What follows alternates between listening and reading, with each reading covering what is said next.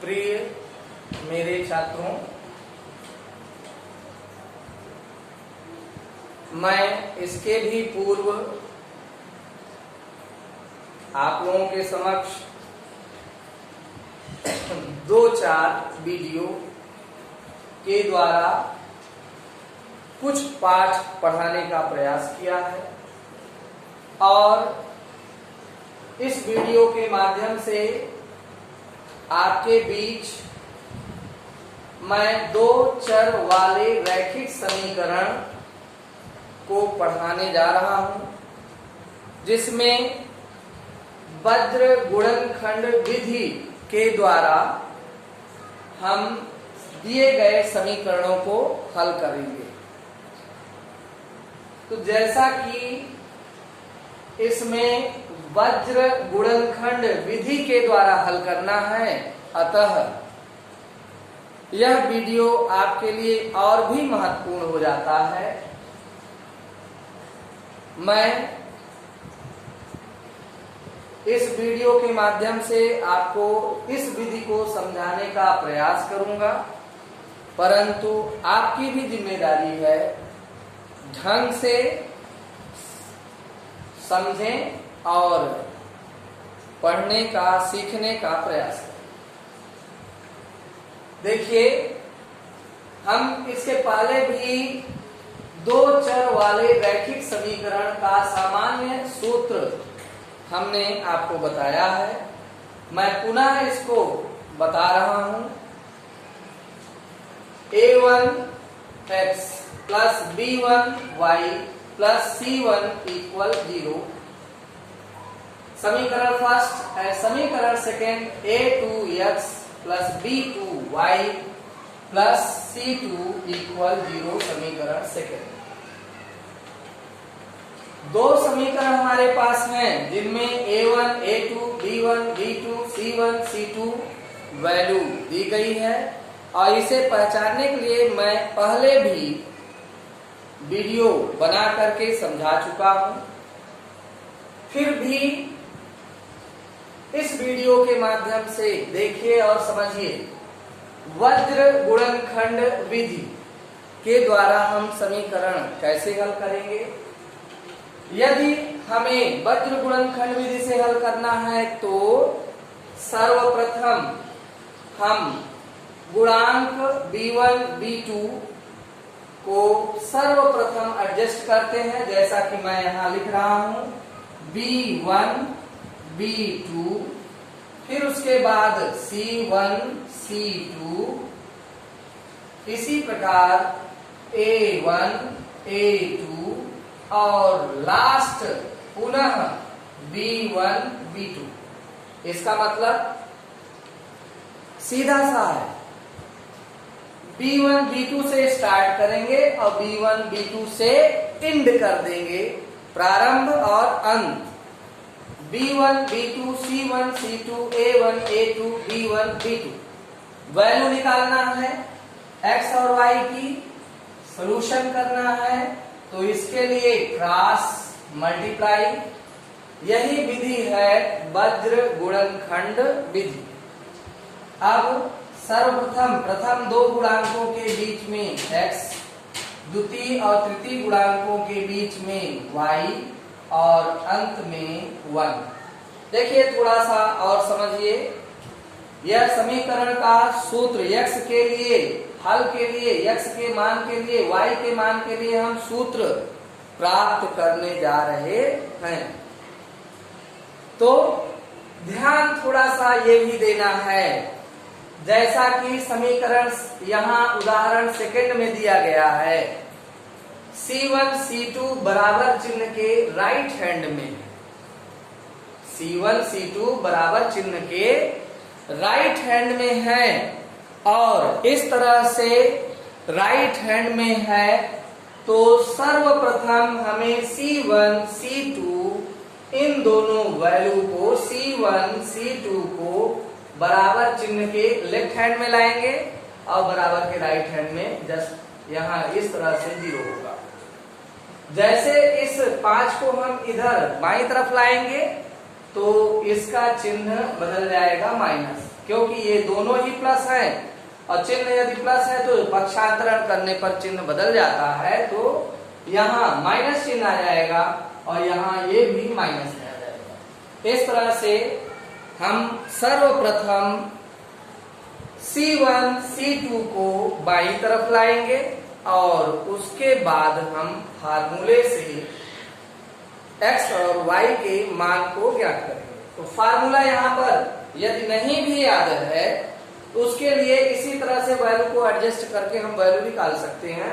फिलहाल x के लिए x इक्वल मल्टीप्लाई करिए, ये क्रॉस मल्टीप्लाई है यानी तिरछा गुणा, तो यहाँ B1 से C2 को मल्टीप्लाई करना है, B2 से C1 को मल्टीप्लाई करना है। इस तरह से जब B1 से C2 इंटू करते हैं तो B1 C2 और B2 से C1 जैसे ही मल्टीप्लाई यानी गुणा नीचे से ऊपर की ओर करेंगे तो यहाँ सिंबल माइनस चिन्ह का आएगा।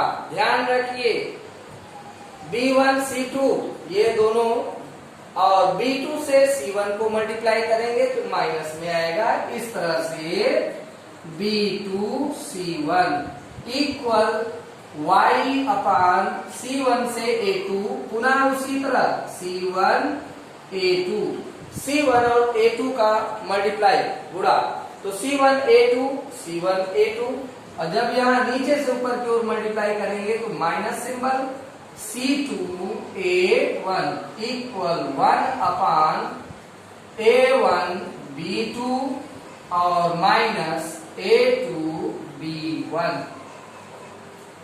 अब यदि x का मान हम ज्ञात करना चाहते हैं तो x वाला भाग और 1 वाला भाग यहाँ पर हम लेते हैं साथ में, यानी x का मान यदि ज्ञात करना है तो ये भाग और ये भाग एक साथ लिख करके हल करिए।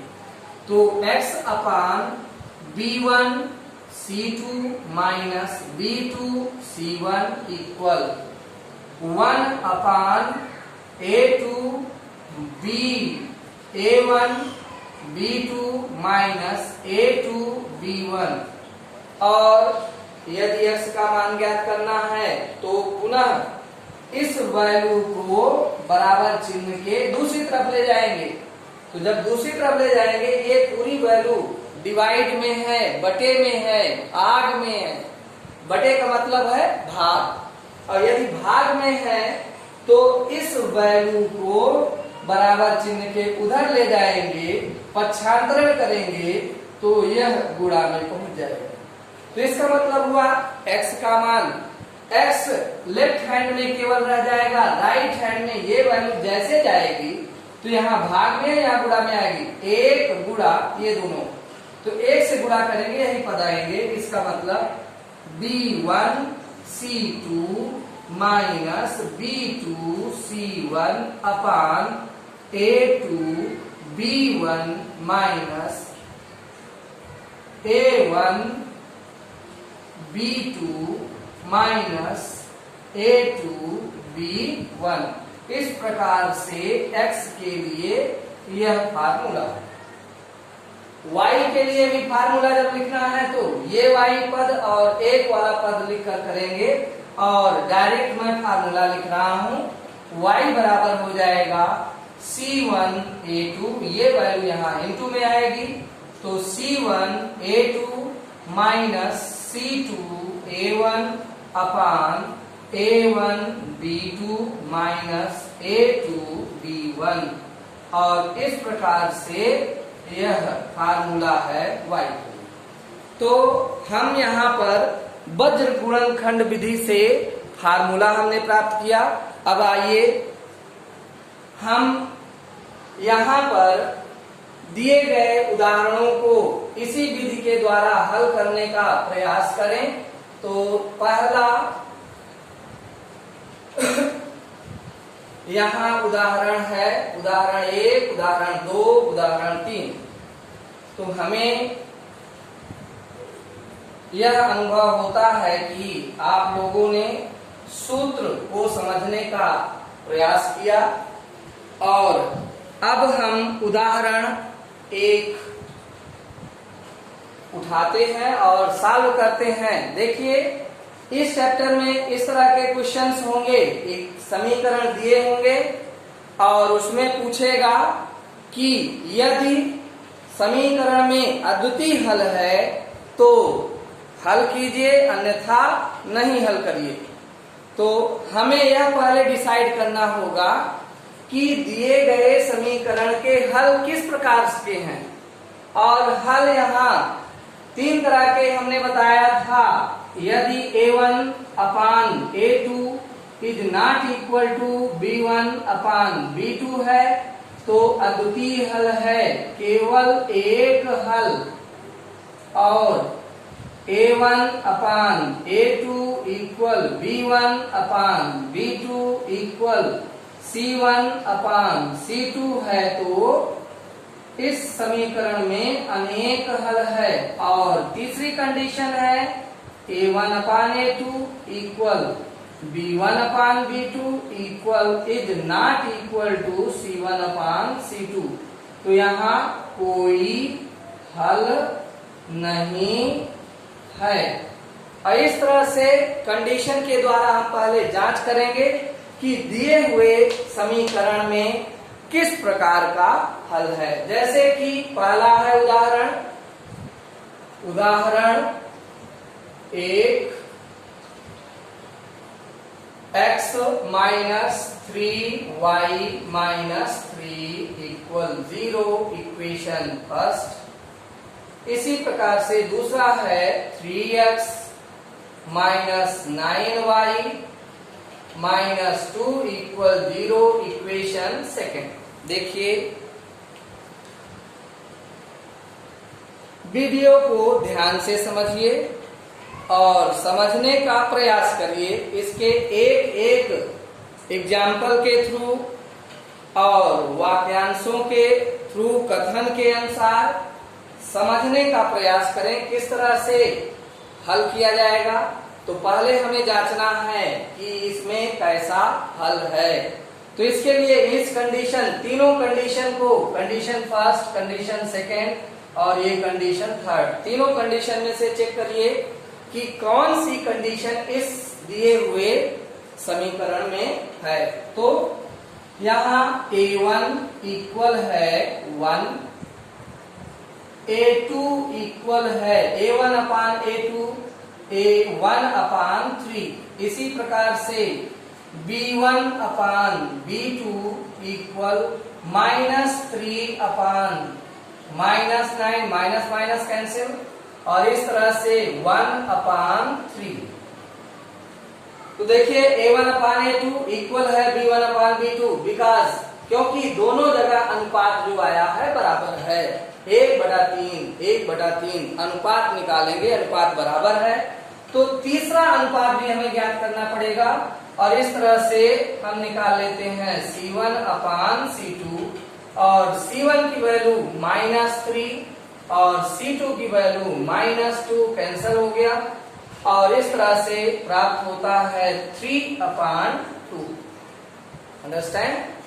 समझ में आया ये? तो इस तरह से रेशियोज हम निकाल लेते हैं, अनुपात निकाल लेते हैं, और यहाँ अब हमें अनुपात मिलता है a1 अपान a2 इक्वल है b1 upon b2 is not equal c1 upon c2। तो बोलिए कौन सा इसमें हल है या कौन सी शर्त फॉलो हो रही है? तीसरी, और तीसरी शर्त में कोई हल नहीं है। तो इस तरह से दिए हुए उदाहरण में से यदि कोई हल नहीं आता है तो हमें फिर आगे हल नहीं करना है, लिख देना है इसमें कोई हल नहीं है। और पुनः अब नेक्स्ट उदाहरण की ओर बढ़ते हैं, और नेक्स्ट उदाहरण में यहाँ पर है दूसरा उदाहरण। दूसरे उदाहरण के लिए भी इसी प्रकार से अनुपात को हम हल करेंगे और जांच करेंगे कि समीकरण में किस प्रकार का हल है। देखिए, तो दूसरा उदाहरण क्या है? ये सामने लिखा हुआ है उदाहरण नंबर 2। और समीकरण के लिए है 2x प्लस वाई इक्वल 5। अभी हमने शुरू में ही बताया है कि C1 और C2 की वैल्यू यदि राइट साइड में है तो उसे लेफ्ट साइड में लाकर लिखेंगे। जैसे 5 इधर लाएंगे तो इसके सिंबल चेंज हो जाएंगे, यह प्लस में है, इसकी वैल्यू माइनस में आ जाएगी। और ये अब समीकरण फर्स्ट। सेकेंड समीकरण के लिए देखिए 3x प्लस 2y इक्वल 8 है। पुनः